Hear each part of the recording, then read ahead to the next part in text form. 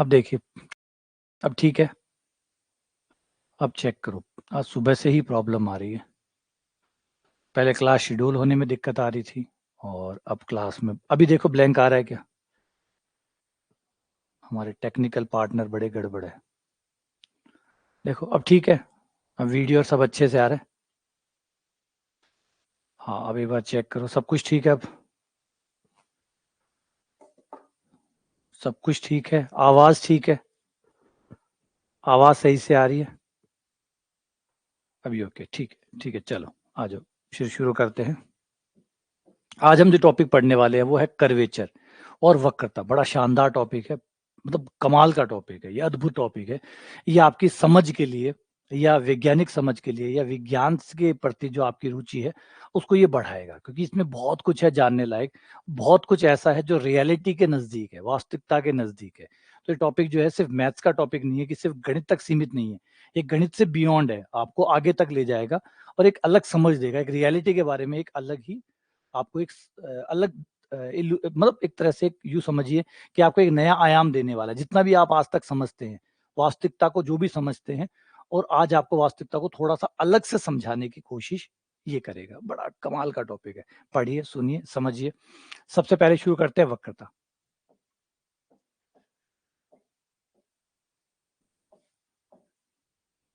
शुरुआत होती है सिंपल आइडिया से। एक सिंपल आइडिया से शुरुआत होती है और ये आइडिया फिर आगे जाके एक बहुत बड़ा ज़बरदस्त आइडिया बन जाता है। शुरुआत हुई सिर्फ एक आइडिया से। एक स्ट्रेट लाइन को देखिए, एक सरल रेखा को देखिए। जब आप किसी सरल रेखा को देखते हैं तो इसमें किसी प्रकार का कोई मोड़ नहीं है।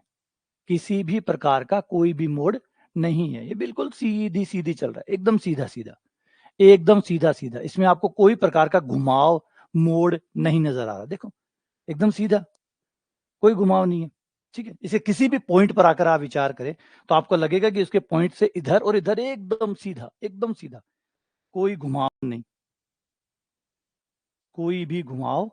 यहाँ पे आपको घुमाव नज़र नहीं आ रहा। अगर ये सड़क है, ये हाईवे है, तो आपको लगेगा एकदम सीधा, नाक की सीध चलते जाओ, ये हाईवे एकदम सीधा चल रहा है, एकदम सीधा। ठीक है? अब अगर हम इसी एक सड़क को और देखें,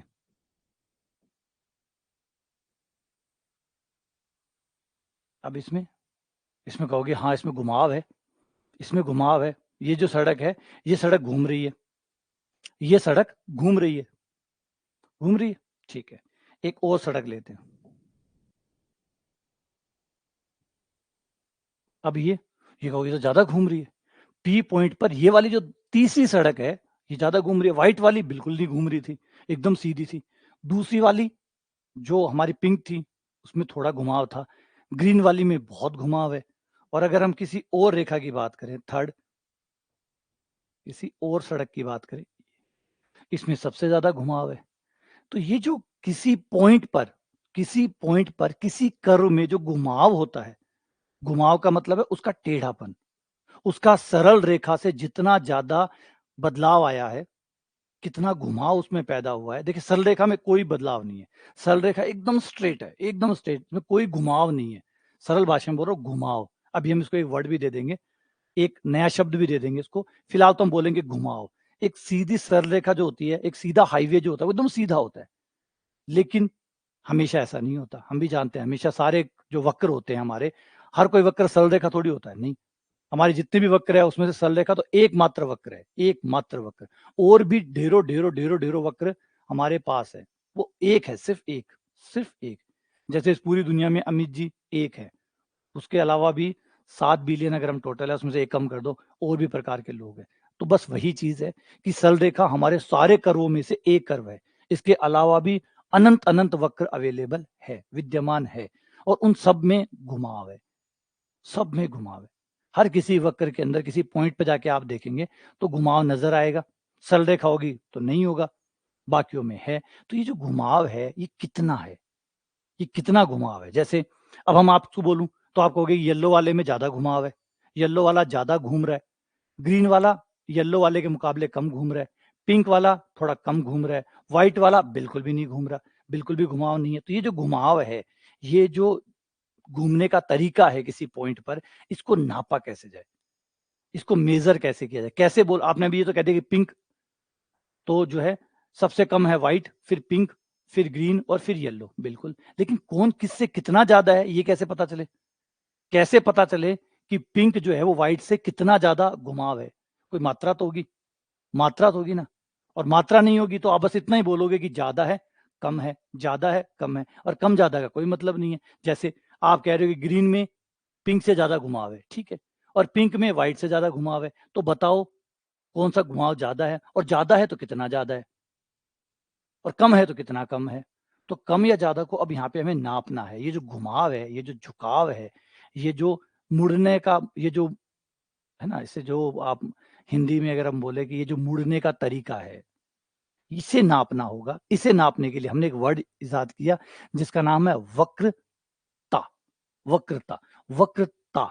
देखो, वक्र के किसी बिंदु पे ये जो झुकाव आता है, ये जो घुमाव आता है, इसको वक्रता कहते हैं। इसको नापने का तरीका होगा वक्रता। हम हर कर्व को एक वक्रता देंगे, हर कर्व को एक नंबर देंगे उस पॉइंट के लिए। जैसे ये पॉइंट पी है, इस पी पॉइंट पे व्हाइट वाली रेखा की वक्रता, वक्रता का मतलब व्हाइट रेखा, ये जो व्हाइट वाला कर्व है, सफेद वाला कर्व है, ये पी पॉइंट पर कितना घूम रहा है, पी पॉइंट पर कितना घूम रहा है, इसको नापने का तरीका होगा वक्रता। तो किसी वक्र के किसी बिंदु पर, सरल भाषा में एकदम सिंपल परिभाषा, वक्र के किसी बिंदु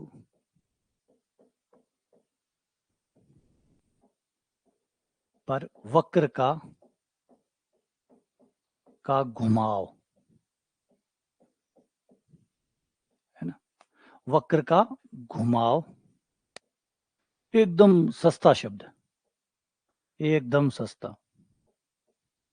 वक्र का घुमाव वक्रता कहलाता है।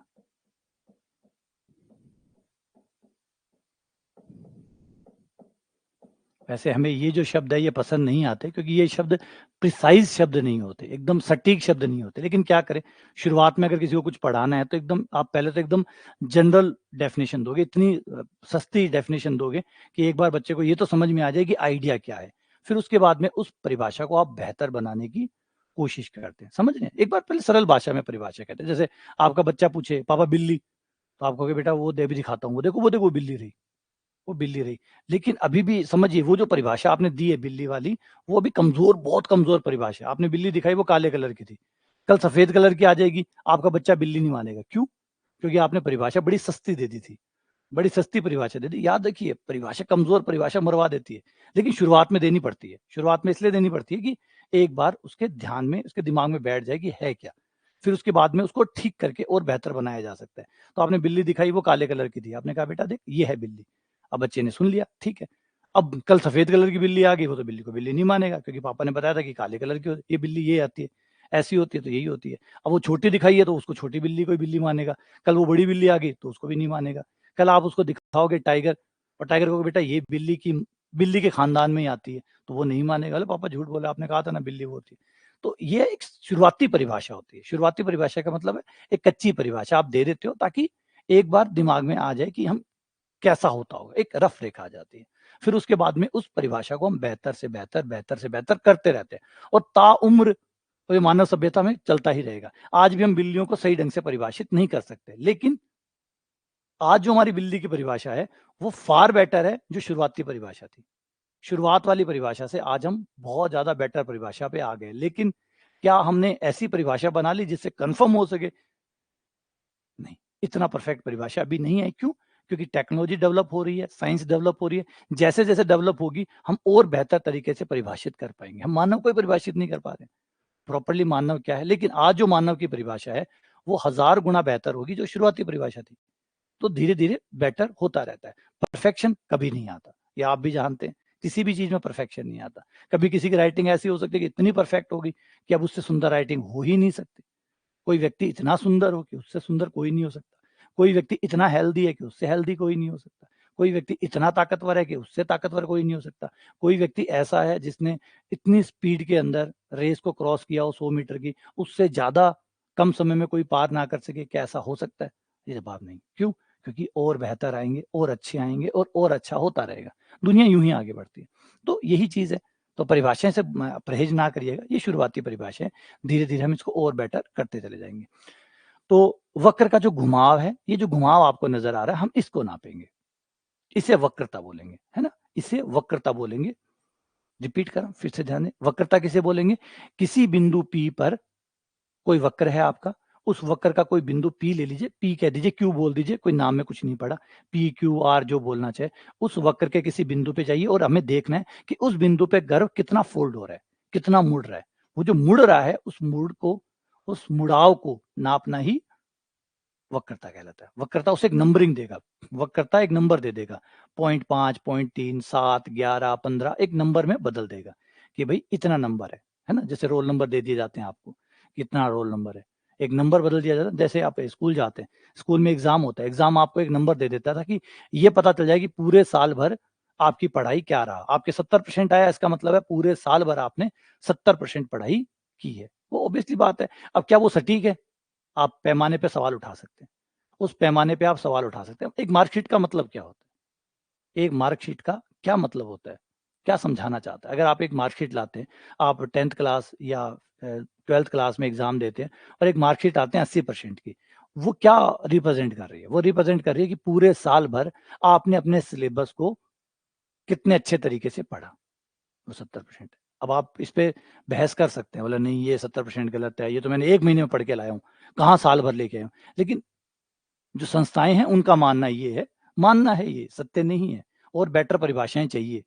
लेकिन अब क्या करें? अब जैसे फिर सतत, अब देखिए आप जो एजुकेशन आ रहा है उसमें सतत प्रणाली आई है एक, क्योंकि आप भी जानते हैं कि कोई बच्चा 1 महीने भी पढ़ के 70% ला सकता है। हमारा एजुकेशन सिस्टम ऐसा है, 1 महीने पढ़ के 70 ले आता है, और हमारे हिसाब से वो 70 आता है कि पूरे साल बच्चे ने 70% सिलेबस कवर किया है। जबकि हम जानते हैं बच्चा 30% पढ़ के, 5 साल के पेपर पढ़ के भी 70% ले आता है।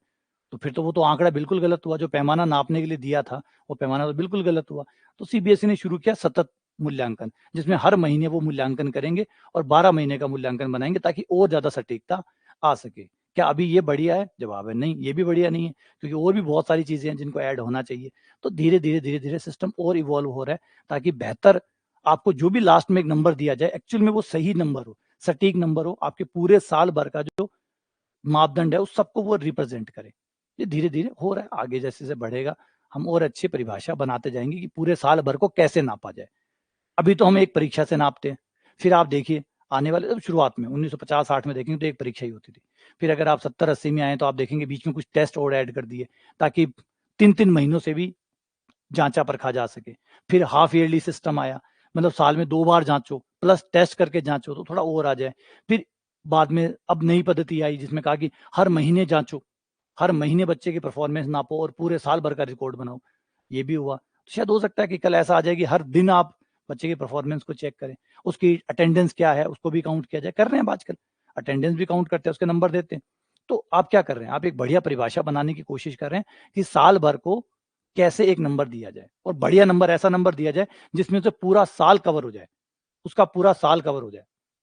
उसकी अटेंडेंस भी कवर हो जाए, क्लास में वो कैसे डिसिप्लिन से रहता है वो भी कवर हो जाए, वो ड्रेस स्कूल यूनिफॉर्म पहन के आता है नहीं आता, आता है तो कितना आता है, उसका व्यवहार कैसा है, वो होमवर्क करता है या नहीं करता, हर छोटी से छोटी बात काउंट हो जाए और एक नंबर में कन्वर्ट हो जाए। यही तो करना चाहते हैं, बस वही बात यहाँ है। तो हम भी वक्रता में क्या करना चाहते हैं, हम एक नंबर में इसको बदलना चाहते हैं कि एक हर वक्र के किसी पॉइंट पी पर कोई पॉइंट है उसका, उस पॉइंट पे उसका झुकाव कितना है उसको एक नंबर में कन्वर्ट किया जा सके। अभी फॉर्मूले बनाएंगे, फिर आप उसे हम कन्वर्ट करेंगे। ठीक है, आ जाते हैं, अब इससे आगे चलते हैं। तो ये है हमारी वक्रता का आइडिया। क्लियर हो गया कि वक्रता क्या होती है? वक्रता मतलब घुमाव होता है। अब इस बात का आइडिया जो है, ये आइडिया था एक, अभी आप 2D पे बात कर रहे हैं। अभी देखें बोर्ड पे मैंने डायग्राम बनाए हैं, यानी 2 डायमेंशनल है। अब हमारा क्वेश्चन बन जाता है कि 3 डायमेंशनल में क्या होगा? अगर 3 डायमेंशन में जाए, मतलब आकाश में जाएँ, तो आकाश में भी घुमाव होते हैं। 3 डायमेंशन में क्या होगा? 3 डायमेंशन मतलब एक गोला है, गोले के किसी बिंदु P पे खड़े हैं आप, तो उसका जो घुमाव है, वहाँ पे कैसे नापा जाएगा? एक शंकु पे कैसे नापा जाएगा? या किसी एक टिब्बे के ऊपर किसी पॉइंट पर घुमाव कैसे नापा जाएगा? तो ये भी शुरू हो गया। अब ये कैसे होगा? इसको भी नापना होगा, 2D से 3D पे क्या होगा, है ना? लेकिन क्या हम 3D तक रुक जाएँगे? जवाब है नहीं। क्यों? क्योंकि हमारा जो वर्ल्ड है, हमारी जो दुनिया है, जो रियलिटी है, वो 4D है, 4 डायमेंशनल है। मैं थ्योरी ऑफ रिलेटिविटी के हिसाब से बता रहा हूँ।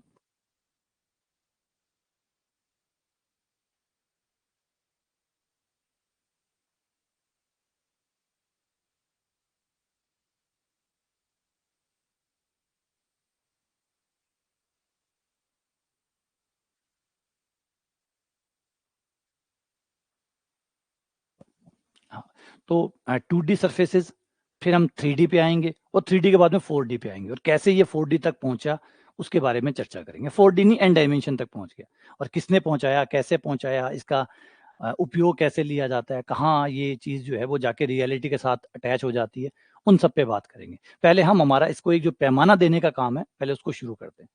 आ जाओ। हम एक गणितीय परिभाषा बनाते हैं इसकी, एक सॉलिड परिभाषा बनाते हैं कि नंबर में कैसे कन्वर्ट होगा। ये नंबर में कैसे कन्वर्ट होगा।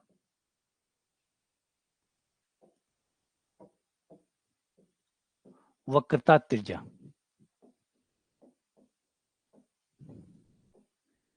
एक कंसेप्ट ला रहे हैं वक्रता त्रिज्या, जिसका इंग्लिश में कहते हैं रेडियस ऑफ कर्वेचर।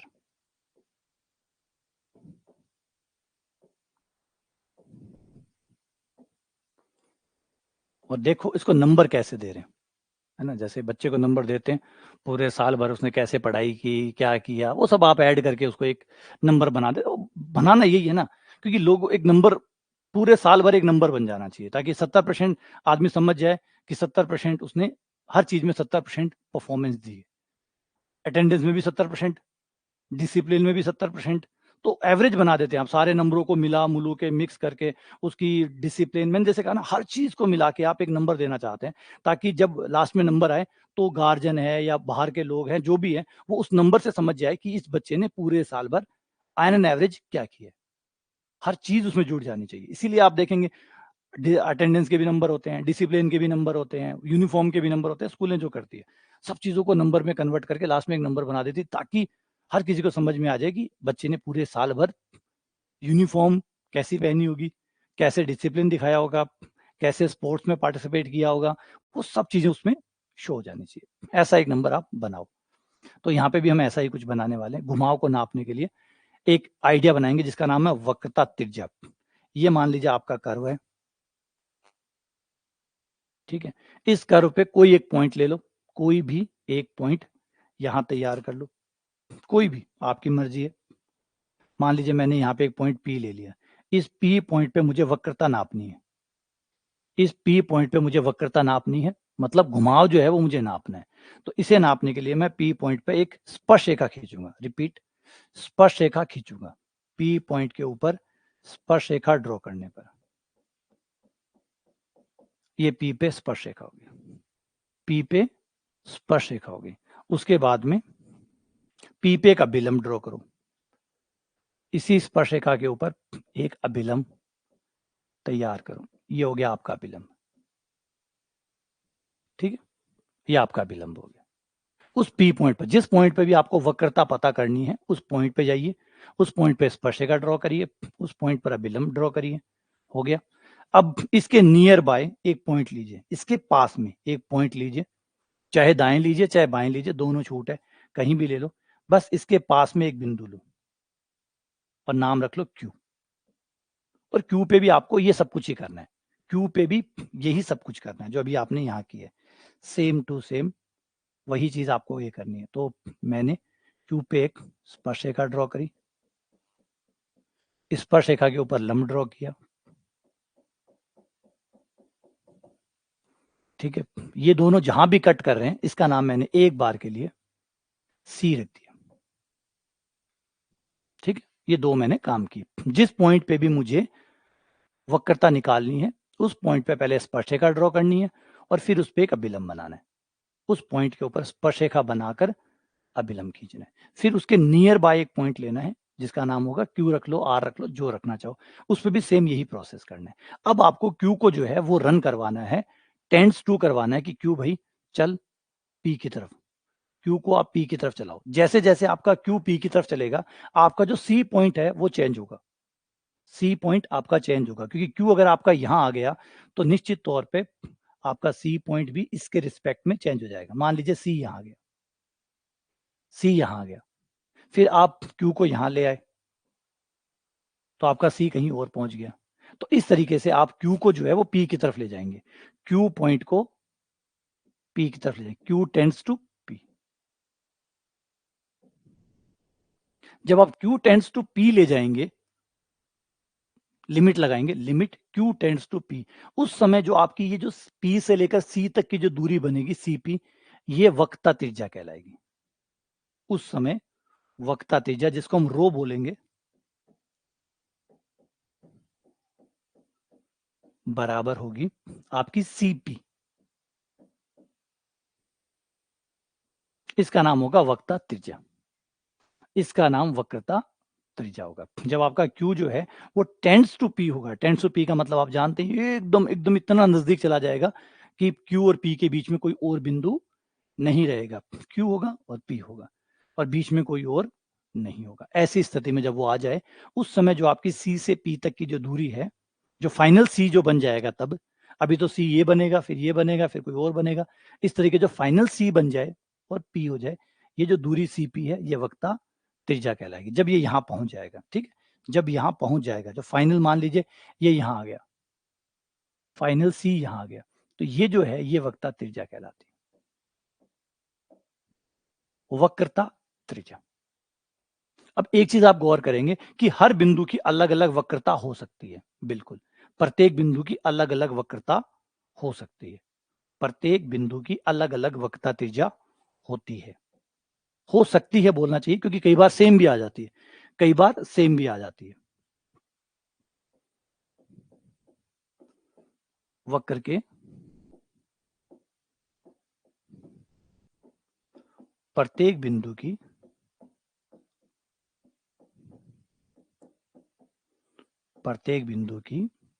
वक्रता त्रिज्या भिन्न भिन्न हो सकती है,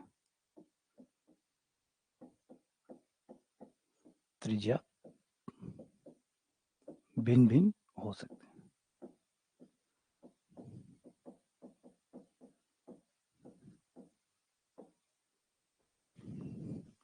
इस बिंदु पे गए, उसकी वक्रता त्रिज्या अलग, किसी और बिंदु पे गए, उसकी वक्रता त्रिज्या अलग, किसी और अलग। लेकिन कई वक्र ऐसे भी हैं, इसमें से एक व्रत है। व्रत की खास ये है कि व्रत के आपके किसी भी बिंदु पे जाके वक्रता त्रिज्या निकालो, हर बिंदु की सेम आती है, हर बिंदु की वक्रता त्रिज्या सेम आती है। तो कई ऐसे भी होते हैं जिनकी वक्रता त्रिज्या सेम आती है।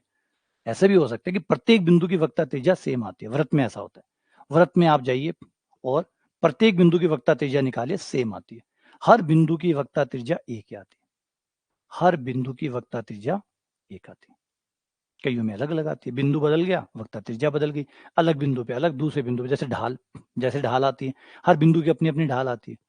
तो यहाँ पे भी ये संभव है कि हर बिंदु की अलग अलग वक्रता त्रिज्या आए, और इस वजह से आपका वक्रता केंद्र भी अलग अलग आएगा, वक्रता केंद्र भी अलग अलग आएगा। ये जो है सी, जो फाइनल सी बनता है, इसको वक्रता केंद्र कहते हैं, सेंटर ऑफ कर्वेचर कहते हैं, इसको सेंटर ऑफ कर्वेचर कहते हैं, वक्रता त्रिज्या कहते हैं, वक्रता त्रिज्या।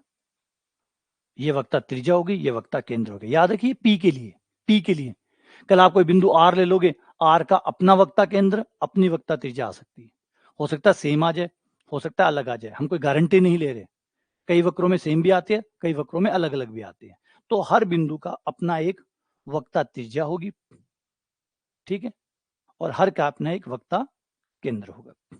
इस पी बिंदु का वक्रता केंद्र ये है, वक्रता त्रिज्या ये है। कल आपने पी बदल दिया तो हो सकता है अलग वक्रता केंद्र और अलग वक्रता त्रिज्या आ जाए, सबकी अपनी अपनी आ सकती है, सेम भी आ सकती है, मान्य नहीं कह रहा हूं, व्रत में होता है, व्रत में सबका एक ही आता है, सब में वक्रता केंद्र सेम आता है, सबकी वक्रता त्रिज्या सेम आती है, सबकी वक्रता त्रिज्या सेम आती है, सबका वक्रता केंद्र सेम आता है।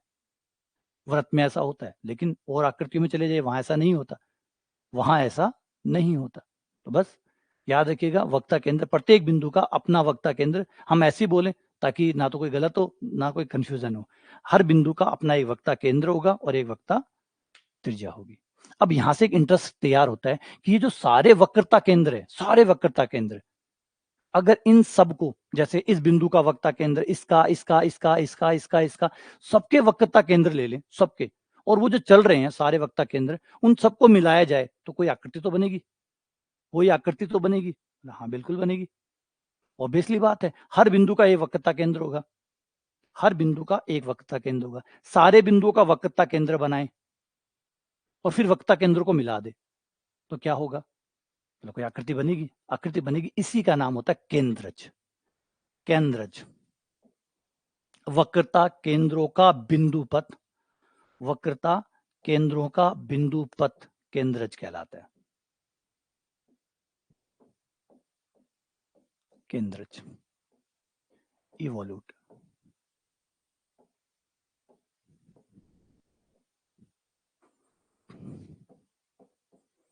किसी वक्र के बिंदुओं के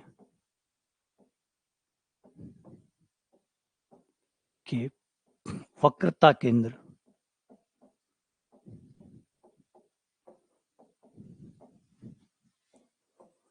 केंद्रों का बिंदु पथ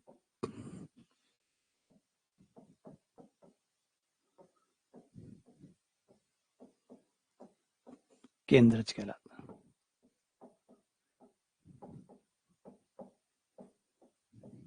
या इवोल्यूट कहलाता है। बिंदु पथ केंद्रज कहलाता है।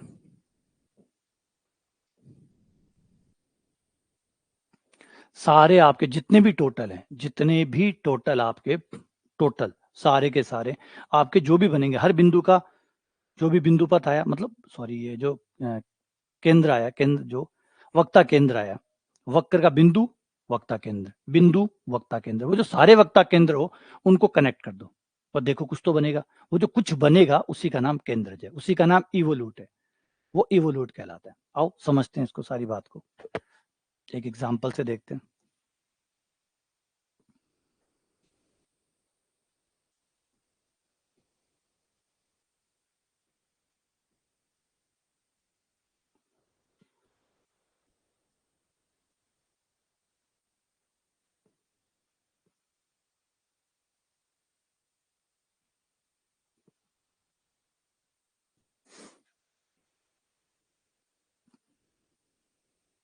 मैं एक ग्राफ लेता हूं साइन एक्स का।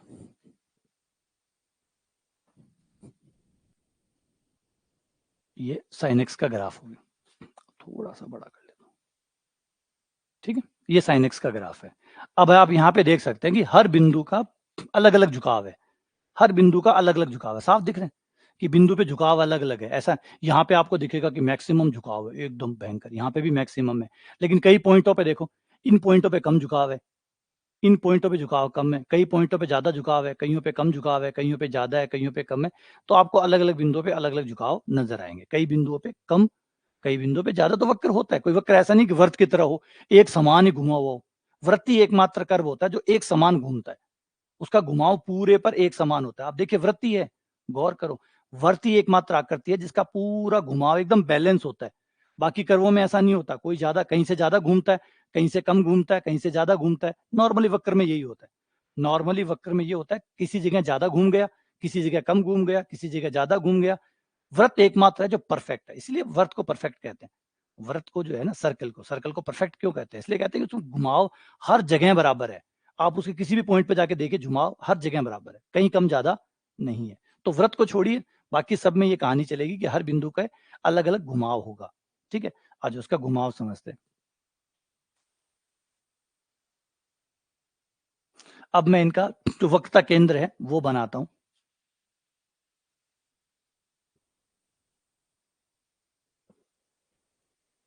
इस पॉइंट को देखिए, ये पॉइंट जो है ये वक्रता केंद्र है। ये जो ब्लू पॉइंट अभी गया है, देखो थोड़ी देर में आ जाएगा, ये वक्रता केंद्र है। सॉरी, हाँ वक्रता केंद्र, नाम में थोड़ा भूल रहा हूँ। वक्रता केंद्र, ये देखो, ये हर पॉइंट का वक्रता केंद्र चल रहा है, ये चल रहा है ना, ये वक्रता केंद्र है, ये हर पॉइंट का वक्रता केंद्र है। अभी ये भी दिख जाएगा क्योंकि आपको जो वक्रता केंद्र चलता हुआ नजर आएगा, ये देखो,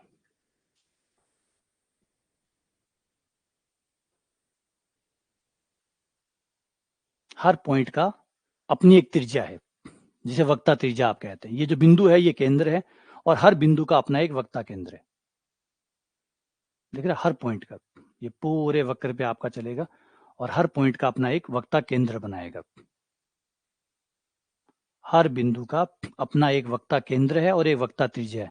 और वक्रता केंद्र और वक्रता त्रिज्या को लेकर आप एक सर्कल बना सकते हैं। वक्रता केंद्र, क्योंकि हर बिंदु का एक वक्रता केंद्र होता है, उसको केंद्र मानिए, वक्रता त्रिज्या को त्रिज्या मानिए और एक सर्कल ड्रॉ कर दीजिए। तो वो मैंने किया है, सबके सर्कल बनाए।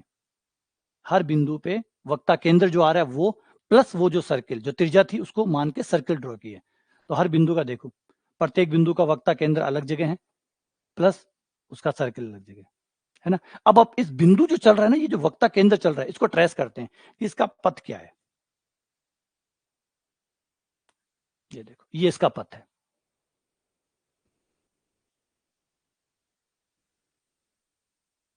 ये इसका पथ है, दिख रहा चलता हुआ आपको।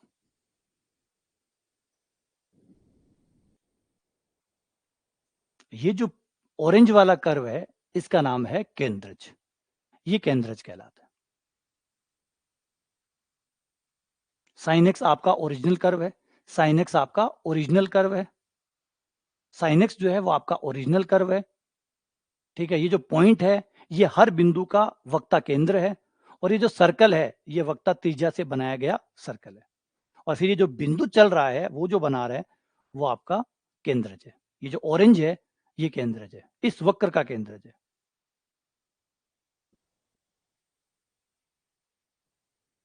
ठीक है ना, समझ में आया। पॉइंट का कलर चेंज करो, पॉइंट का कलर एक्चुअली चेंज किया हुआ है लेकिन वो नीचे रह गया। थोड़ा सा एक काम करता हूँ, इसको ऊपर लाता हूँ।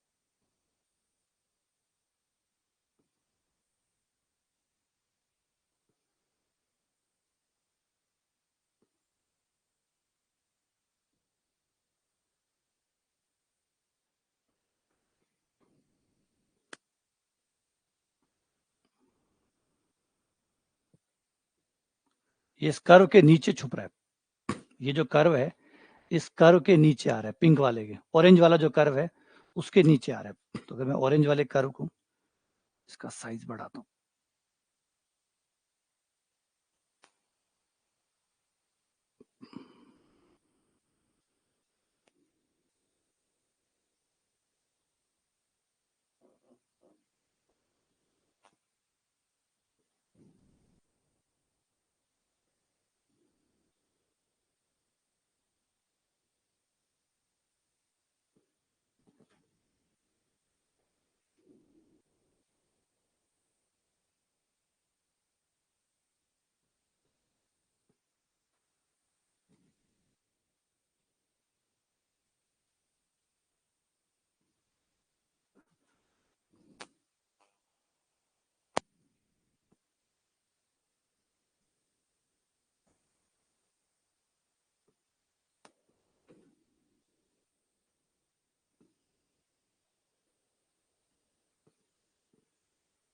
ठीक है, अब इतने में तो दिख जाएगा मेरे ख्याल से।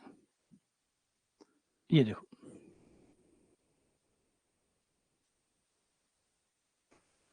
अब बड़ा पॉइंट बना दिया तो अब दिख रहा होगा।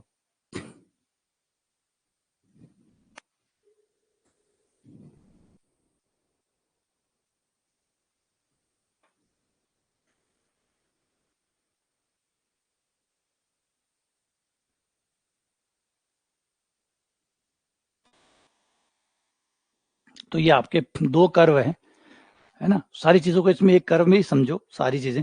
पहले आपका मेन कर्व है जो साइन एक्स है, आपका साइन एक्स आपका ओरिजिनल कर्व है, जो मेन कर्व है जो वक्र है वो है। फिर क्या हो रहा है, हर पॉइंट पे आप जा रहे हैं, हर पॉइंट पे जाके पॉइंट पे आप जाते हैं, पॉइंट पे जाके आप बनाते हैं आपका एक वक्रता केंद्र, है ना। वक्र केंद्र कैसे बनता है, वही सिस्टम वही है। स्पर्शरेखा खींचोगे, अभिलंब खींचोगे, फिर उसके पास वाले अभिलंब से कट कराओगे और वो आपका पॉइंट बनेगा, तो उससे आपका वक्ता केंद्र बनेगा। तो वक्ता केंद्र बन गया, वक्ता त्रिज्या बन गई। तो आप एक व्रत बना सकते हैं जिसको वक्ता व्रत कहते हैं, वक्ता व्रत, है ना?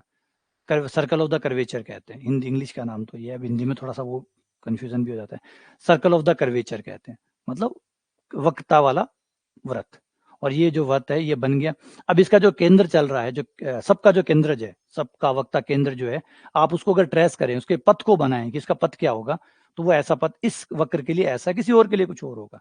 तो ये जो होगा, इसी को अगर हम बनाएं तो ये हमारा ये जो पार्ट है ये केंद्रज कहलाता है। ठीक है, एक दूसरा और एग्जाम्पल देखो। इनके एनिमेशन बड़े मुश्किल होते हैं।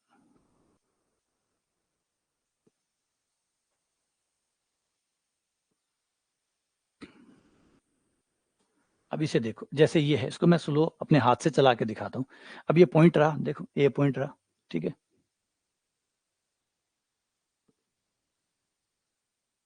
ये दिख रहा है, सर्किल बड़ा होता जा रहा है, हर पॉइंट का बड़ा सर्किल है। ये देखो, ये देखो,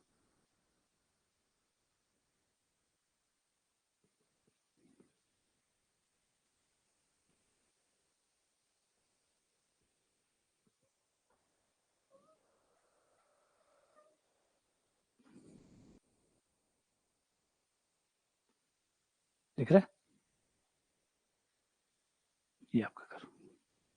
इस तरीके से आप चलाओगे तो ये आपको मिलेगा, ये वक्ता और वक्ता केंद्र का कंसेप्ट और वक्ता त्रिज्या का कंसेप्ट, ये सब कुछ होता है। चलो वापस आते हैं अपनी थ्योरी पे। अब आपको ये आइडिया समझ में आ गया होगा कि केंद्रज और ये सब कुछ क्या होता है। अब हम जैसे इसको आगे ले चलते हैं, यहाँ तक तो सब कुछ ठीक था, लेकिन हमारे गणित का एक सबसे इंपॉर्टेंट रोल प्ले होता है कि हमारी गणित कभी भी इस बात पे फोकस नहीं करती कि चीजें काम कहाँ आती है। ये हमारा कभी भी मकसद नहीं होता। कभी भी एज ए जेन्युइन मैथमेटिशियन आपका कभी भी ये एक कंसर्न नहीं होता कि मैथ्स कहाँ काम आती है, क्योंकि आपको ये विश्वास है कि आज नहीं तो कल काम आ ही जाएगी। ठीक है ना? और आप उस जो है ना, फॉर एग्जाम्पल देखिए, एक समझने की कोशिश करिए। आप जो भी अपने जीवन में कहते हैं, फूल को देखा आपने, आपको सुंदर लगा। अब आप कभी ये सोचेंगे ये फूल मेरे कब काम आएगा, कैसे काम आएगा, कहाँ काम आएगा, इसको मैं कहाँ काम में लूंगा? क्योंकि जैसे ही आप फूल में ये देखेंगे कि इसको कहाँ काम में लूंगा, आप तो बिजनेस करने शुरू कर दिया यार, आपने तो व्यापार करना शुरू कर दिया। क्योंकि अगर फूल खूबसूरत लग रहा है तो बस ठीक है, वो सुंदर लग रहा है, क्यों तोड़ रहे हो उसको?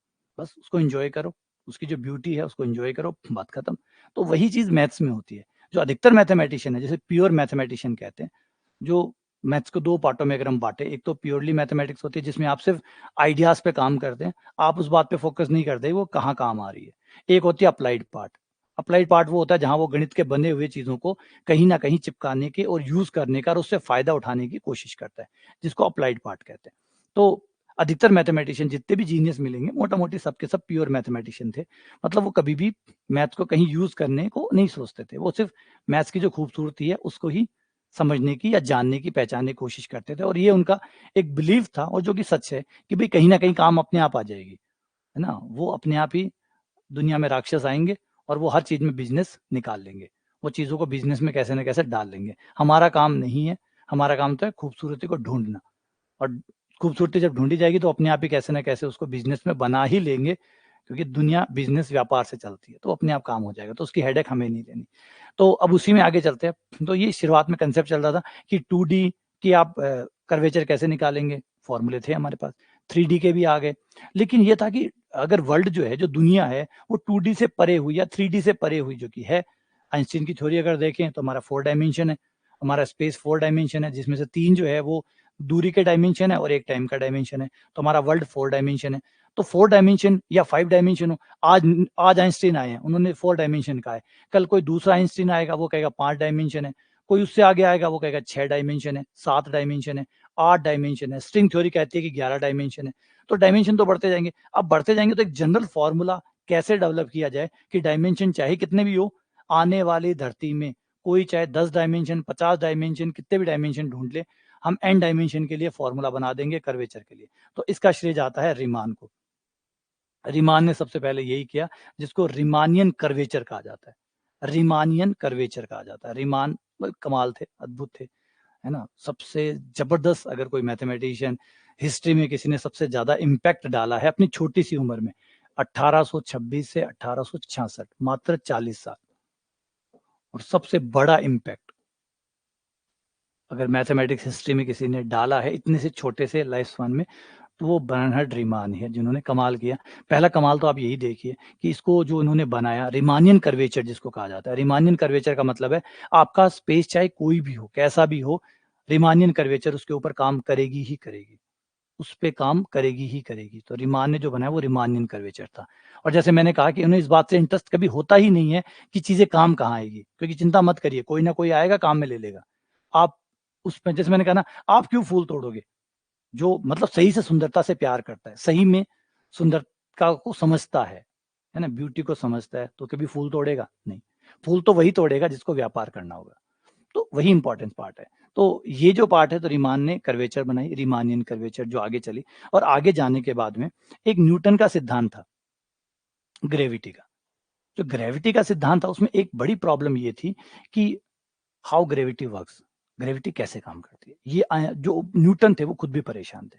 न्यूटन को इतना तो पता था, देखिए हर समय में सारे सवालों के जवाब मिल जाए ऐसा नहीं होता। आप सभ्यता को एक कदम आगे बढ़ा के जाते हैं, फिर कोई और आता है वो एक कदम आगे बढ़ा के जाता है, ऐसे ही चलता है। तो न्यूटन ने सिर्फ ग्रेविटी को दिया, ग्रेविटी का फॉर्मूला दिया, लेकिन वो ये एक्सप्लेन नहीं कर पाए कि ग्रेविटी काम कैसे करती है।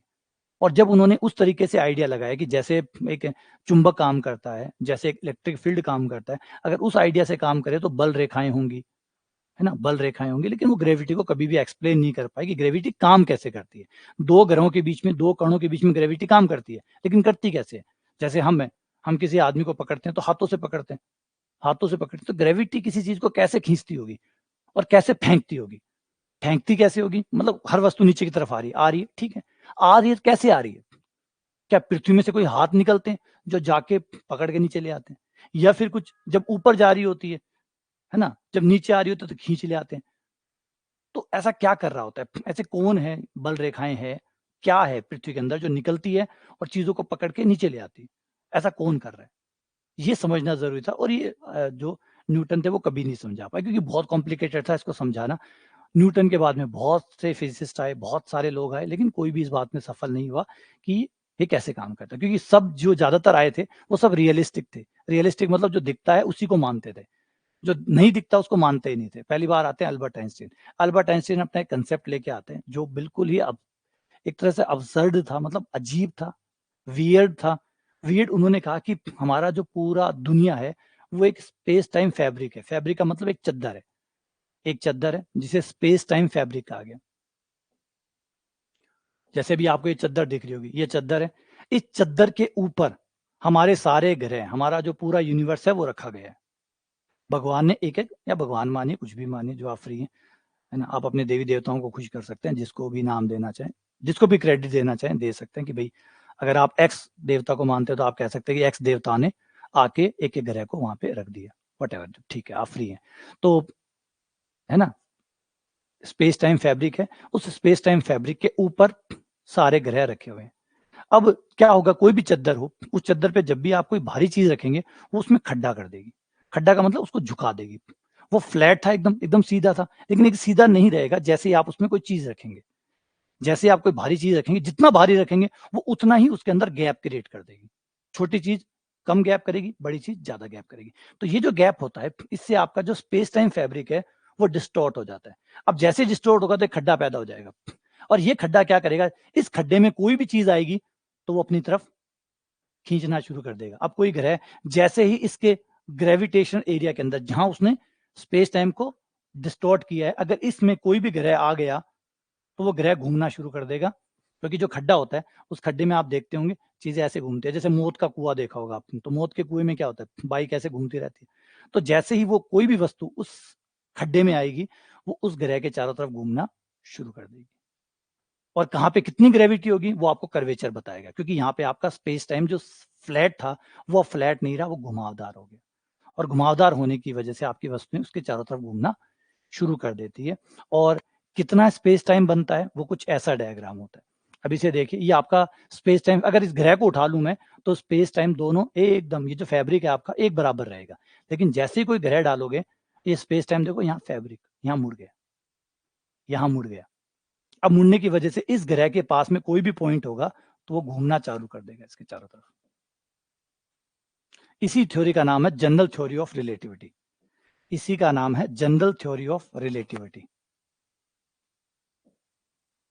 सबसे पहले जो सही व्याख्या जो थी वो जिसने की वो अल्बर्ट आइंस्टीन थे, जिन्होंने समझाया कि ग्रेविटी काम कैसे करती है। आइडिया थोड़ा अजीब था क्योंकि इसको मानने के लिए तैयार नहीं थे कि स्पेस टाइम फैब्रिक होता है और उस फैब्रिक के ऊपर चीजें डिस्टॉर्ट हो जाती है, लेकिन हकीकत तो हकीकत ही है। अच्छा, कितना डिस्टॉर्ट होती है ये हमारी आइंस्टीन की जो फील्ड इक्वेशन है वो बताती है। थोड़ा अजीब लगेगा इक्वेशन, सुनिएगा, सुन लो खाली, पर्याप्त है, पढ़ने की जरूरत नहीं है आपको। अगर आपने कभी स्पेशल थ्योरी रिलेटिविटी एमएससी में पढ़ी है तो ये इक्वेशन होती है जिसको फील्ड इक्वेशन कहते हैं, Einstein field equation in form of tensor, tensor की फॉर्म में लिखी हुई है। ये बताती है कि कोई ग्रह कितना डिस्ट्रॉक्शन पैदा करेगा अपने आसपास, और ये ही तय करेगा कि ग्रेविटी कितनी होगी। जितना डिस्टॉर्शन उतनी ग्रेविटी, जितना ये अपने इसको बैंड कर देगा उतना ज्यादा एरिया कवर करेगा, जितना ज्यादा एरिया कवर करेगा उस रेंज में कोई भी आने वाला चक्कर काटना शुरू कर देगा। तो इस तरीके से ये काम होगा। इसे आप यूं समझ सकते हैं कि एक गजब स्टेटमेंट है जो कहता है, कमाल का है। यहाँ पे ईश्वरीय परिकल्पना थोड़ी सी बेकार हो जाएगी, है ना। ईश्वर की जो परिकल्पना है वो यहाँ पे बेकार सी हो जाती है। वो कहता है कि जो आइंस्टीन की जो थ्योरी थी उस थ्योरी को समराइज करके जो एक लाइन कही गई वो थी कि मैटर टेल्स, जो मैटर होता है, जो आपका द्रव्यमान होता है, वो बताता है आपका जो भार है। जैसे मान लो ग्रह है, पृथ्वी है, सूर्य है, उसका जो भार है, मैटर टेल्स स्पेस टाइम। वो मैटर जो होता है वो स्पेस टाइम को बताता है, मतलब जो फैब्रिक है, जो चद्दर है, उसको बताता है हाउ टू कर्व, मतलब किस तरीके का कर्व वहां पे बनाना है। क्योंकि आप जितनी बड़ी वस्तु रखोगे वैसा ही कर्व बनेगा। तो आपका जो मैटर है, जो आपका द्रव्यमान है, वो स्पेस टाइम को बताता है कि कितना मुड़ना है। और आपका स्पेस टाइम जो है tells the matter how to move. और आपका जो स्पेस टाइम जो मुड़ जाता है वो फिर मैटर को बताता है कि घूमना कैसे। मतलब स्पेस टाइम मैटर को बता रहा है, मैटर स्पेस टाइम को बता रहा है। यहाँ तीसरा कोई है ही नहीं, यहाँ कोई तीसरा नहीं है, यहाँ दो जने हैं। मैटर स्पेस टाइम को बता रहा है कैसे कर्व होना है, और स्पेस टाइम जो कर्व हो गया वो मैटर को बता रहा है कि कैसे घूमना है। तो ये दोनों की सरकार है जो बनी पड़ी है और एक दूसरे से चल रहा है, यहाँ कोई तीसरे की जगह नहीं है। और शॉर्ट फॉर्म में कहें तो ये है वो रिलेशन जो कहता है कि स्पेस मैटर बताता है स्पेस टाइम को, स्पेस टाइम बताता है मैटर को। तीसरा कोई यहाँ पे नहीं है कि कोई और आके यहाँ पे इसको यूं समझिए। अगर आप यहाँ पे भगवान की को रखना चाहते हैं तो आप रख सकते हैं कि भी गेम बना के चले गए, भगवान गेम बना के चले गए, बाद में गेम चल रहा है। भगवान स्पेस टाइम और आपस में दोनों को इंटर रिलेटेड करके चले गए, अब वो दोनों अपना गेम खेल रहे हैं, तीसरा कोई यहाँ पे इंटरफेयर नहीं हो रहा है। तो ये Einstein theory of general theory of relativity है। तो अब बात आती है कि ये कर्वेचर निकली कैसे, क्योंकि याद रखिए ये कर्वेचर है, ये कर्वेचर है क्योंकि आपका कर्व जो था स्पेस टाइम फैब्रिक था वो मोल्ड हो गया, वो चेंज हो गया। और ये कितना चेंज हुआ, कैसे चेंज हुआ, ये सब कुछ पता करने का तरीका हमारा कर्वेचर था। तो जो आज हम कर्वेचर पढ़ते हैं, आज हम जो वक्रता पढ़ते हैं, वो इसलिए पढ़ते हैं कि एक स्पेस टाइम, ये स्पेस टाइम की बात नहीं है, ये और चीजों सब में भी काम आता है।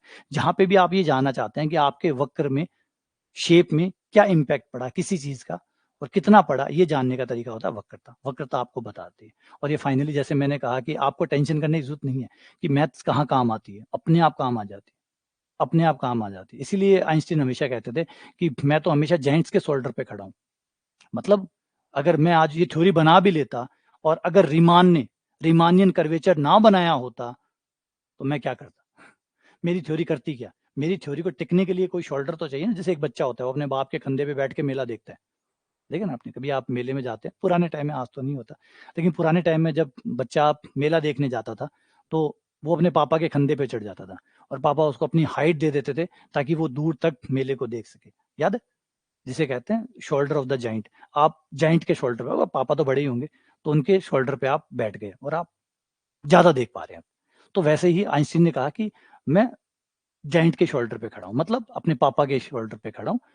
तब ऐसा हो पाया, अगर वो पापा नहीं होते, मतलब वो चीजें नहीं होती, पहले से ये चीजें नहीं होती, तो मैं कभी भी इस चीजों को बना नहीं पाता, मैं कभी भी इन चीजों को बना नहीं पाता। तो रीमानियन कर्वेचर उनमें से एक वन ऑफ द बड़ा टूल था जिसकी वजह से जनरल थ्योरी ऑफ रिलेटिविटी का जमीन पे आ पाई, मतलब वो चीजें हो पाई, वरना हो ही नहीं पाती। और दूसरा होता है लॉरेंटस ट्रांसफॉर्म, वो भी आप स्पेशल थ्योरी ऑफ रिलेटिविटी में आता है, कभी जब ट्रांसफॉर्मेशन पढ़ेंगे तो उसकी चर्चा भी करेंगे। तो ये दोनों चीजें थी, अगर ये दो नहीं होती तो आइंस्टीन की थ्योरी टिकती ही नहीं, जमीन ही नहीं पकड़ती, और वो इतने फेमस कभी नहीं होते। तो ये हमारा है पूरा का पूरा हो। अब यहाँ पे क्या होता है, अच्छा फिर ये लगा कि ये जो चीज़ें हैं, आइंस्टीन का बहुत विरोध हुआ था। शुरुआत में बहुत ज़्यादा विरोध हुआ था। विरोध इसलिए हुआ था कि भई ये जो थ्योरी है ये कल्पना है, ये तो फिलॉसफी है, कोई भी कुछ भी बना सकता है। इसका रियलिटी से क्या लेना-देना है? मतलब हर कोई कुछ भी बना दे, ये बकवास है। और हुआ बहुत अच्छा विरोध जो है, वो आइंस्टीन को झेलना पड़ा था। आपने ना, क्योंकि जब भी आप कोई ऐसी चीज़ बताते हैं, क्योंकि लोगों को तो पहले पहले टाइम में तो लोगों को ये लगता है कि बकवास है, क्योंकि लोग एक्सेप्ट नहीं करते, है ना? विरोध ही होता है। अच्छी चीज़ का तो शुरुआत में पक्का विरोध होगा। तो विरोध होना स्वाभाविक था। सबको लगा ये सिर्फ़ फ़िलॉसफ़ी है, इसका फ़िज़िक्स से कोई लेना-देना है ही नहीं। लेकिन जैसे-जैसे हमारे प्रमाण सामने आए, हम कन्फर्म होते गए कि ये सिर्फ़ थ्योरी नहीं है, एक्चुअल में ये रियलिटी है। अजीब है, पर ये रियलिटी है। सबसे पहला जो आया कि इस थ्योरी ने ये बताया कि ग्रेविटी जो है वो प्रकाश को भी नहीं छोड़ती। ग्रेविटी प्रकाश को भी नहीं छोड़ती, क्योंकि स्पेस टाइम अगर कर्व हो रहा है, तो फिर प्रकाश भी को भी नहीं छोड़ेगा, क्योंकि प्रकाश भी तो मैटर है। प्रकाश में भी तो मैटर है, और मैटर है तो आपका प्रकाश जो आएगा, वो भी अगर किसी हेवी पिंड के पास से निकलेगा, तो वो भी डिस्टॉर्ट हो जाएगा। अगर मान लीजिए प्रकाश आता है और भारी पिंड के पास में से आता है, तो प्रकाश भी डिस्टॉर्ट हो जाएगा। मतलब प्रकाश भी मुड़ जाएगा, अपना पथ छोड़ देगा। प्रकाश भी छोड़ देगा। बस यही वो पॉइंट था जिससे रिलेटिविटी को प्रूफ किया जा सकता था कि ये सही है या गलत है। क्योंकि उसका एक परिणाम ये था, रिलेटिविटी का परिणाम ये था कि प्रकाश मुड़ता है। जबकि हमारी सोच ये है कि प्रकाश मुड़ता नहीं है, प्रकाश सीधी रेखा में चलता है, और प्रकाश वेव होता है, वेव तो कभी मुड़ती नहीं है और मुड़ ही नहीं सकती। तो हमारा मानना था कि मुड़ती नहीं है। अब यहाँ पे ही पार्ट आता है एडिंगटन का। एडिंगटन जो थे वो ब्रिटिश साइंटिस्ट थे, फिजिसिस्ट थे, जिन्होंने सबसे पहली बार ये प्रूफ किया कि प्रकाश मुड़ता है। और किस तरीके से किया, वो देखो।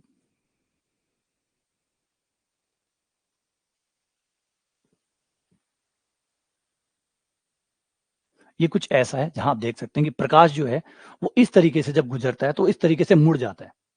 प्रकाश जब हैवी चीज़ें जो है, जो भारी चीज़ें हैं, क्योंकि ग्रेविटी है, उनका फ़ील्ड है, वो फ़ील्ड होते ही वो प्रकाश को मोड़ लेते हैं। जो प्रकाश आ रहा है, उसको वो मोड़ लेते हैं। तो कोई चीज़ कहाँ होती है और दिखती हमें कहाँ है। इसीलिए हम कभी विश्वास नहीं करते कि अगर हमें ध्रुव तारा यहाँ दिख रहा है, तो इसका मतलब ध्रुव तारा यहाँ ही है। कोई गारंटी नहीं है कि ध्रुव तारा यहाँ है। क्योंकि प्रकाश सीधी रेखा में, हमें लगता है कि प्रकाश सीधी रेखा में आता है, लेकिन वो डिपेंड करता है कि वो जिस रास्ते से आ रहा है, उस रास्ते में कितनी ग्रेविटी थी। जितनी ग्रेविटी थी, उतना ही वो चेंज होगा। और इस चीज़ को नापने का जो सही टाइम था, वो था सूर्य ग्रहण। क्योंकि जब सूर्य ग्रहण होता है, तो आपको आपके जो तारे हैं, उनकी सही लोकेशन पता चलती है कि लोकेशन क्या आते हैं। तो एडिंगटन ने दिखाया कि जो तारे, जब सूर्य ग्रहण नहीं होता, तो जो तारों की लोकेशन आती है, और जब सूर्य ग्रहण होता है, जब तारों की लोकेशन आती है, दोनों अलग-अलग है। और दोनों अलग-अलग है, इसका मतलब प्रकाश मुड़ा है। इसका मतलब प्रकाश मुड़ा है। अगर प्रकाश नहीं मुड़ता, तो सूर्य ग्रहण से पहले और सूर्य ग्रहण के बाद में, दोनों ही स्थिति में हमें तारा एक जगह ही नज़र आता। हमें 2 जगह तारा नज़र आया, इसका मतलब है कि प्रकाश मुड़ा है, और प्रकाश मुड़ा है, इसका मतलब अल्बर्ट आइंस्टीन की जो जनरल थ्योरी ऑफ रिलेटिविटी है, वो सत्य है। और 1929 में उन्होंने ये साबित किया कि जनरल थ्योरी ऑफ रिलेटिविटी जो है, उसका एविडेंस है कि ये सही है। अब वो अजीब से अजीब चीज़ सही होगी। ठीक है? तो चलो, उम्मीद करता हूँ कि अभी ये आइडिया, कर्वेचर वाला जो आइडिया है, वो समझ में आ गया होगा। और ये भी समझ में आ गया होगा कि हम यूँ ही नहीं पढ़ रहे हैं, चीज़ें रियल में मैटर करती है ना? मायने रखती है, इसीलिए हम इन चीज़ों को पढ़ते हैं, है ना? वो अलग बात है कि हम इसे यूज़ करें, नहीं करें, लेकिन एट लीस्ट कम से कम ये तो है कि हर चीज़ कहीं न कहीं, कोई न कोई तरीके से कैसे करना है। अब इसके ऊपर मैं ज़्यादा नहीं जाना चाहता, फिर हम मैथ से डाइवर्ट हो जाएँगे, है ना? इसीलिए जो होता है, जो पढ़ा रहा होता है, उसकी प्रॉब्लम ये होती है, वो ज़्यादा और एप्लीकेशन पार्ट पे नहीं जा सकता। मैं सिर्फ़ एक बार इतना समझा दिया कि भई कैसे होता है, क्या होता है। अब आप लोग आगे अध्ययन करना चाहें, तो आप अपने स्तर पे इसको आगे पढ़ सकते हैं। और बाकी मुझे अगर कभी टाइम मिला, कभी आउट ऑफ द कोर्स गए, उस दिन हम चर्चा करेंगे। अभी तो वापस आ जाते हैं और सब चीज़ों की जो वक्रता है, वक्रता त्रिज्या जो है, उसको निकालने का फ़ॉर्मूला बनाते हैं। अब फ़ॉर्मूले बनाते हैं, वक्रता के सूत्र, वक्रता त्रिज्या के सूत्र।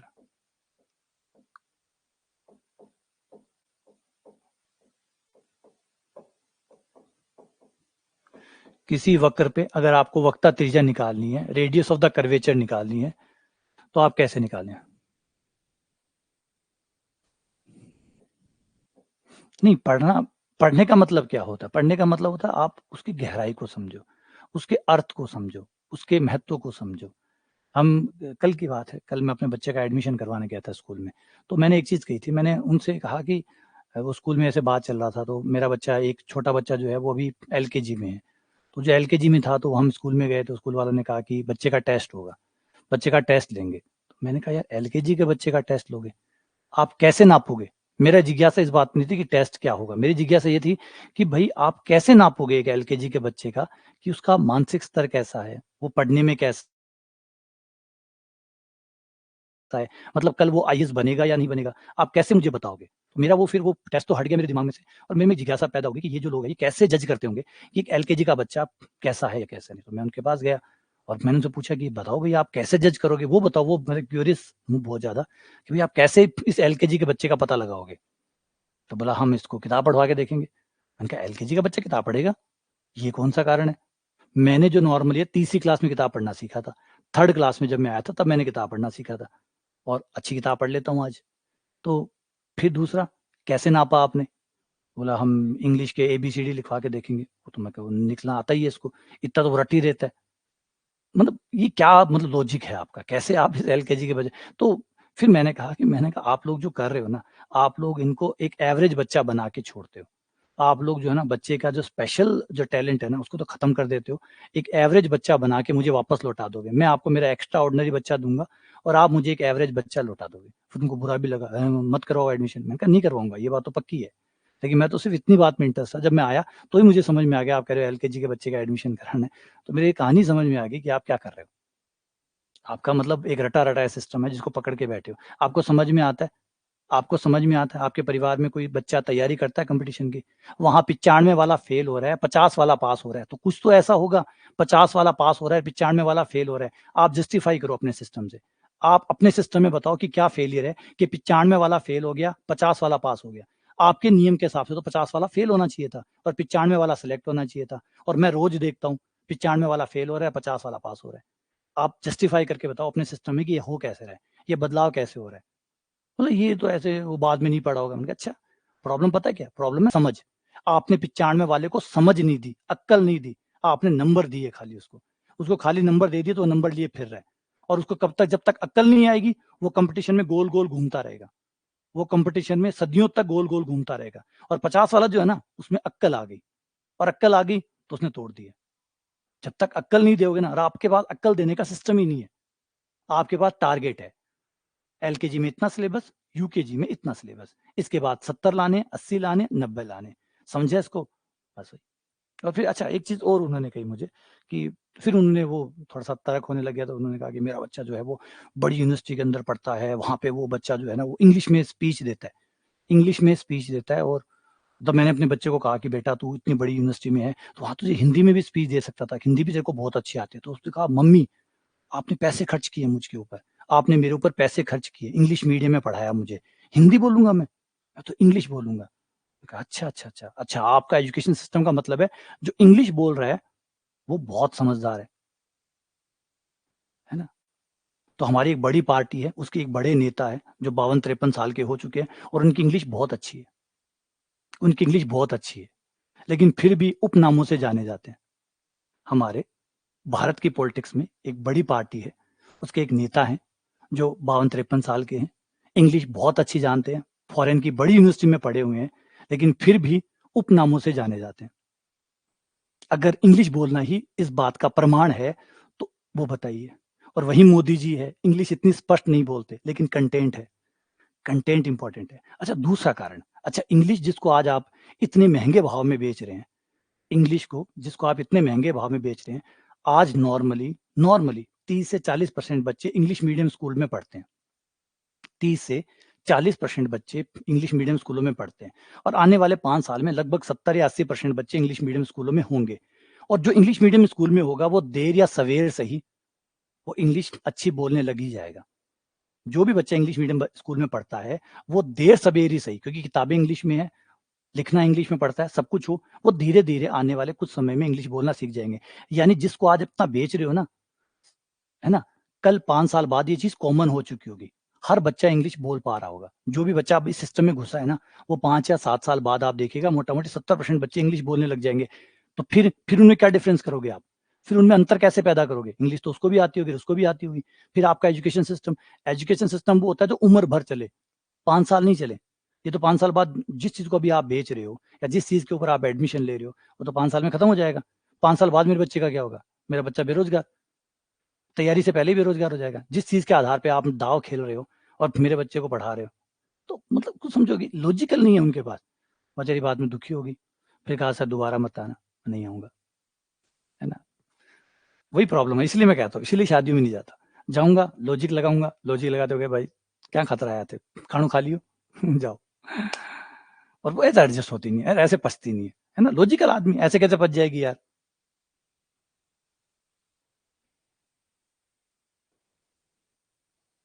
हाँ, तो वही तो बता रहा हूँ, इसको बेच रहे हैं, इंग्लिश को बेच रहे हैं। अरे मूर्खों, ये तो आने वाले 4-5 साल में नॉर्मल हो जाएगी, गली-गली में इंग्लिश बोलने लग जाएँगे लोग और हो जाएगा ये कॉमन, देख लेना। फिर और अमेरिका में तो सब इंग्लिश बोलते हैं, तो सब बुद्धिमान हो गए। पूरा ब्रिटिश, पूरा अमेरिकन सिस्टम इंग्लिश का ही है, वहाँ तो सब इंग्लिश बोलते हैं, तो सब इंटेलिजेंट हो गए वहाँ पे, सब स्मार्ट हो गए। हाँ, तो नहीं करवाएँगे वो, अब करने देंगे क्या? उन्हें लगेगा इस बंदे को साल भर झेलना पड़ेगा। फिर उन्हें लगेगा साल भर कोई झेला जाता है क्या इसको? इसलिए उन्होंने मना ही कर दिया। बोला नहीं सर, हम आपको समझ नहीं पा रहे हैं और हमारे और आपके बीच में विरोधाभास है। मैंने कहा ठीक है फिर, घर चलता हूँ।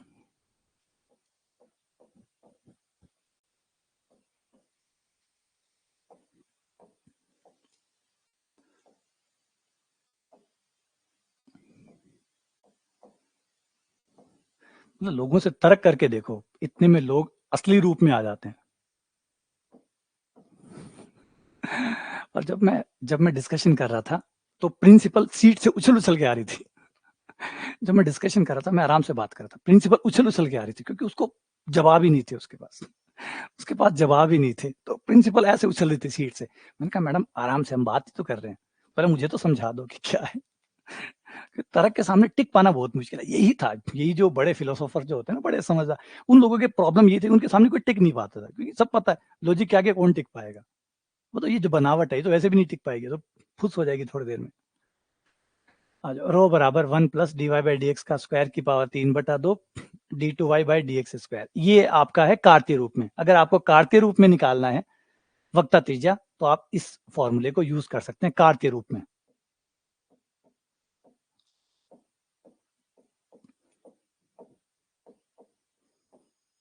कार्तीय रूप यानी x Y form.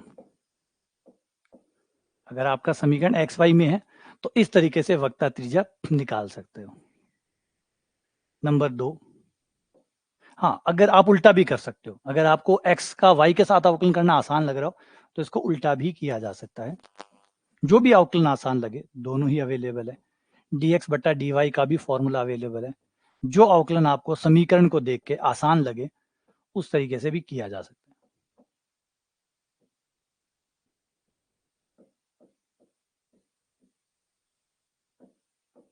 D square x over d y square.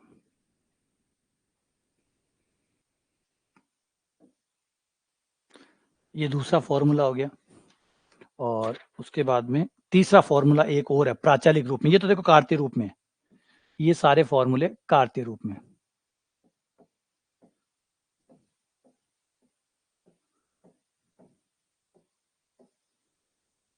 कार्तीय रूप में।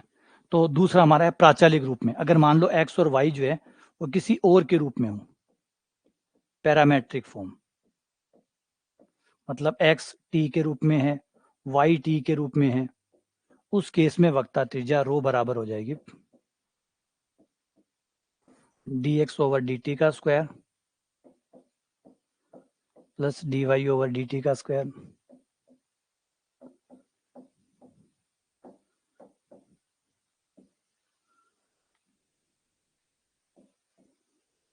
D X over D T D two Y बटा D T square minus D Y by D T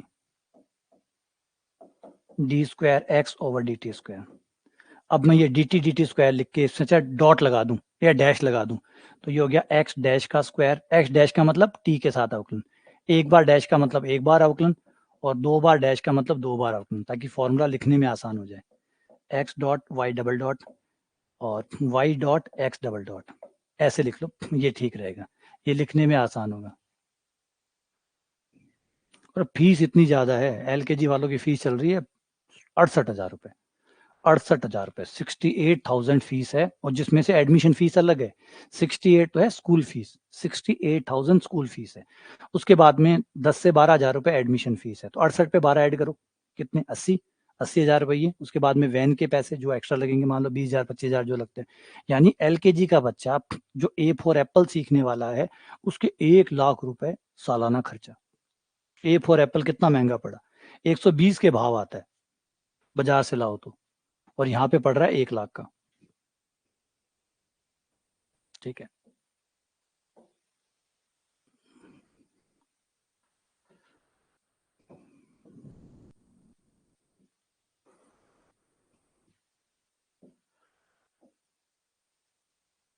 चौथा,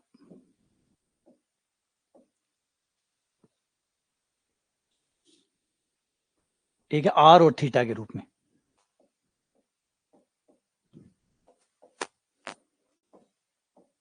धुरे रूप में,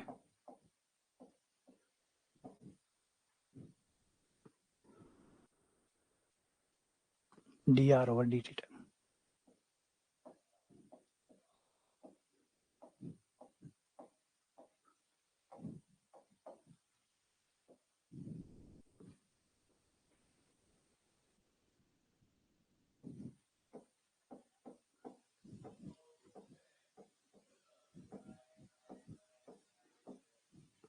are square 2 d r over d theta minus are,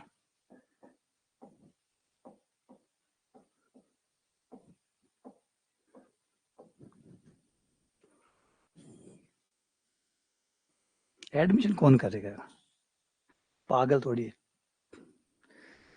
फिर रोज झेलना पड़ता है।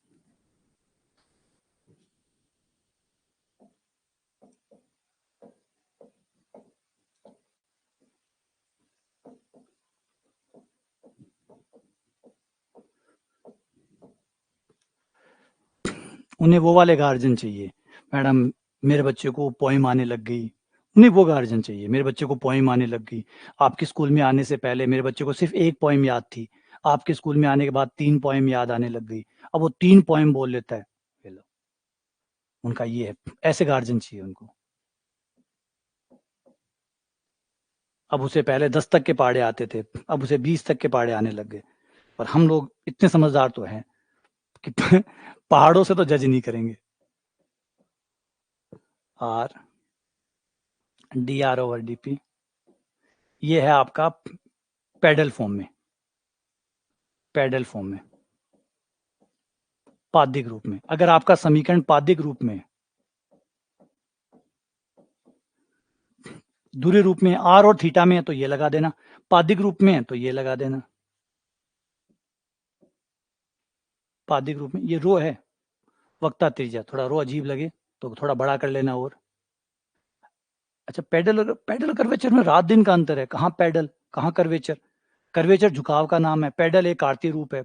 अब आप कहोगे एक्स वाई में और कर्वेचर में क्या संबंध है, एक्स वाई का कर्वेचर का, एक्स वाई तो एक निर्देशी तंत्र है, जैसे कार में हाथी में, हाथी जीवित है, कार मशीन है, रात दिन का अंतर है।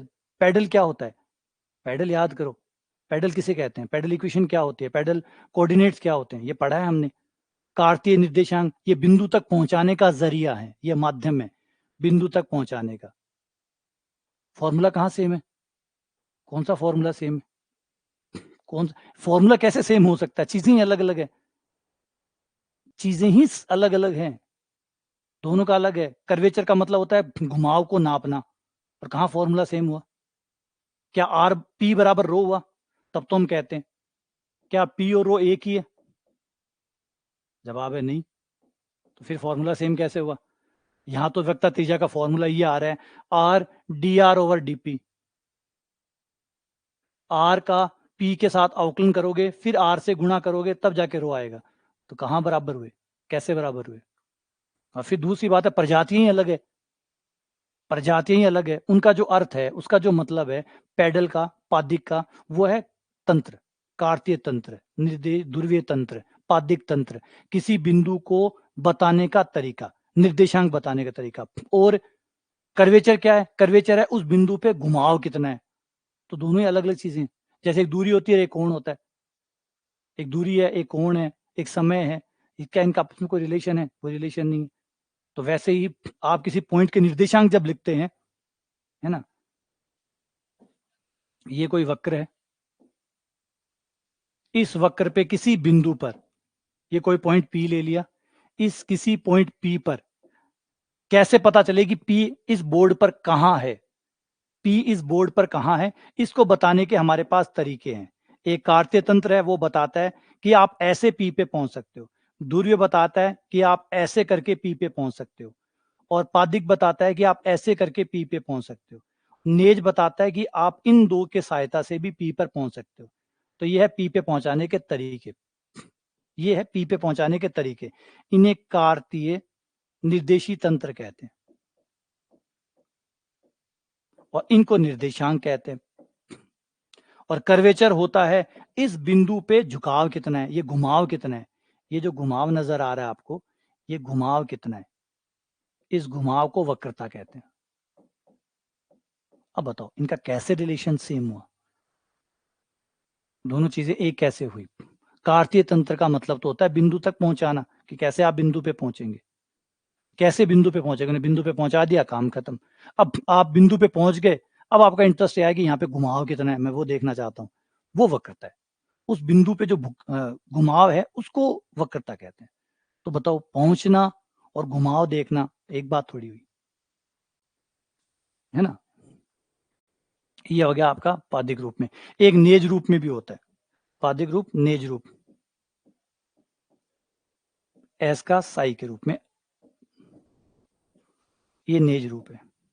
अगर आपका समीकरण, वक्र का समीकरण नेज रूप में है, नेज रूप मतलब एस और साई रूप, अगर आपका समीकरण एस और साई के रूप में, आप ये वाला लगा सकते हैं। ये 3/2 है, ऊपर 3/2 है, कट रहा है क्या? 3/2 पावर है ऊपर।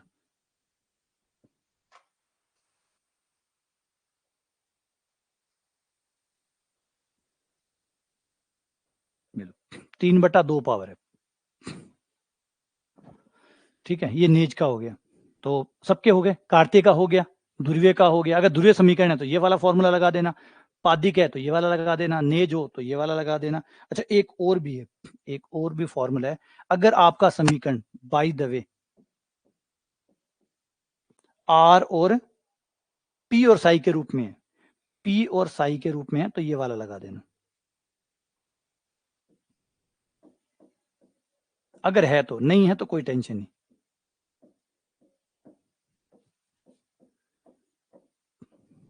अगर आपका समीकरण बाय द वे है तो, अगर वो पी और साई के रूप में है, अगर आपका समीकरण पी और साई के रूप में है, तो ये वाला लगा देना। ठीक है, बाकी जो आपको शीट मिलेगी ना, उसमें ये सारे फॉर्मूले मिल जाएंगे, और बाकी सवाल करेंगे तो और आ जाएंगे। तो हर किसी का अपना एक फॉर्मूला है, हर किसी का अपना एक फॉर्मूला है। अब यूज करेंगे तो अपने आप याद आ जाएंगे, सवाल निकालेंगे तो सब चीजें हो जाएंगी। ये कार्तीय रूप के, ये आपका प्राचालिक रूप में अगर एक्स और वाई किसी और के रूप में दिए हैं तो ये लगा दो, और आर और पी के रूप में है तो ये लगा दो। ठीक है, सॉरी, आर और थीटा के रूप में है तो ये लगा दो। पादिक रूप में है, आर और पी में है तो ये वाला लगा दो। नेज रूप में है तो ये वाला लगा दो।